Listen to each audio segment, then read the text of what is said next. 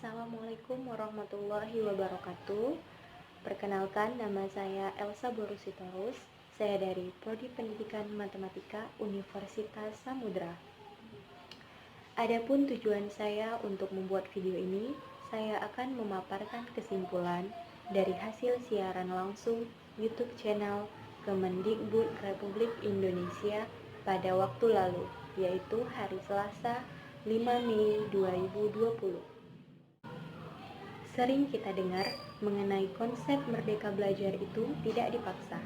Apa sih sebenarnya konsep merdeka belajar itu?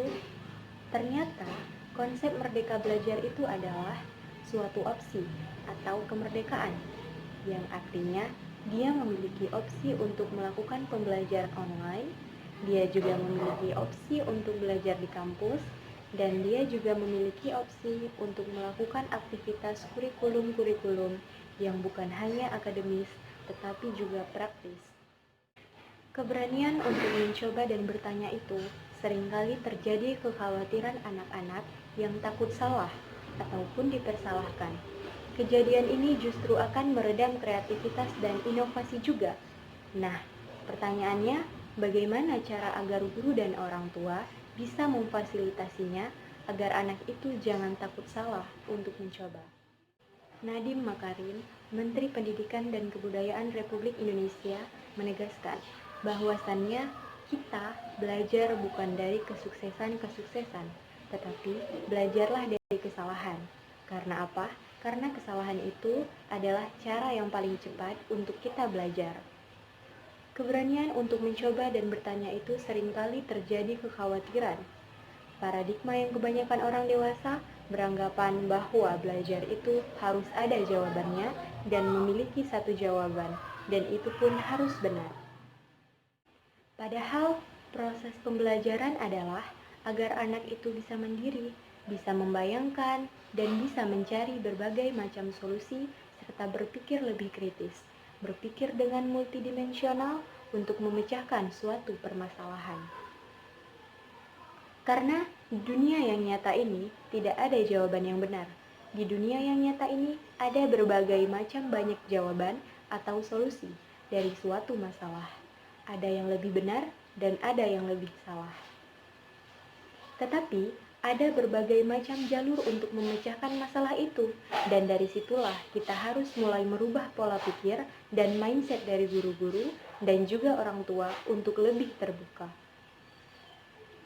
Bahwasannya ada berbagai macam cara untuk mendapatkan solusinya dengan proses diskusi dan proses dialog antara guru dan murid. Di dalam perdebatan dan proses interaksi itulah terjadi pembelajaran dan penguatan otak, pemikiran kritis. Kebanyakan dari kita mungkin sering bertanya-tanya, dengan tiadanya ujian nasional, bagaimana strategi dalam penerimaan siswa baru untuk ke jenjang pendidikan yang lebih tinggi agar dirasakan adil bagi semua peserta didik. Kualitas siswa dengan nilai rapor 8 untuk sekolah A belum tentu sama dengan kualitas nilai rapor 8 untuk di sekolah B, dan seterusnya. Nadiem Makarim juga menegaskan, ada beberapa cara sebenarnya untuk menjawab pertanyaan ini.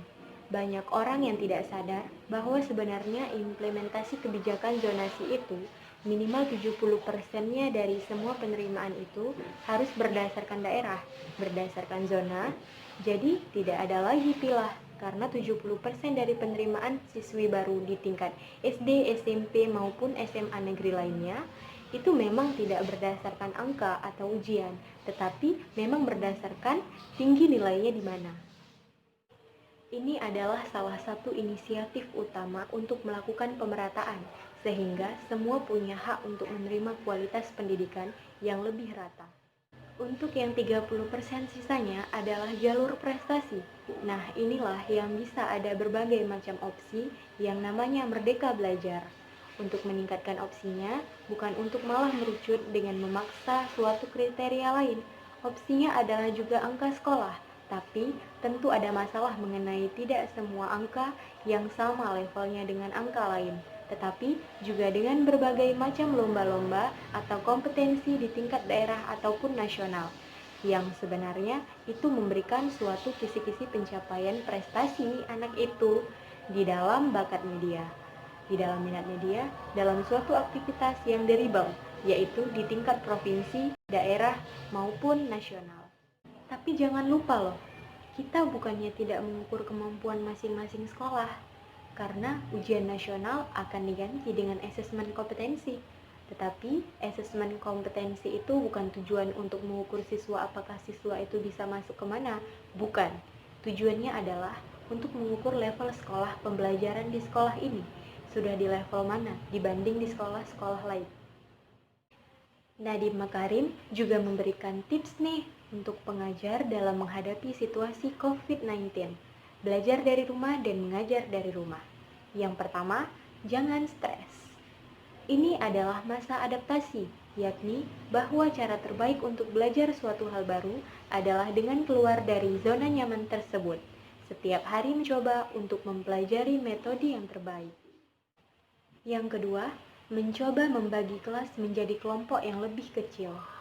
Jangan takut bereksperimentasi dengan cara-cara baru. Ini adalah kesempatan untuk berinovasi. Tidak semua murid memiliki level kompetensi yang sama. Cobalah membagi sekelompok belajar berdasarkan kompetensi yang sama. Yang ketiga, mencoba project based learning. Belajar dari rumah bukan berarti belajar sendiri. Para pengajar memberikan grup project assessment agar menciptakan suatu tantangan kolaborasi yang mereka dituntut untuk terpaksa bekerja sama dan melatih kemampuan untuk mendorong sesama. Yang keempat, alokasikan lebih banyak waktu bagi yang tertinggal.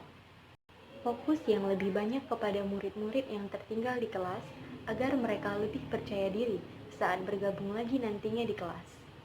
Melibatkan orang tua untuk memahami dan membantu tantangan anak-anak mereka. Semua guru dan pengajar harus membagi waktu secara rata untuk semua anak, membantu anak-anak yang lebih tertinggal dan butuh bantuan.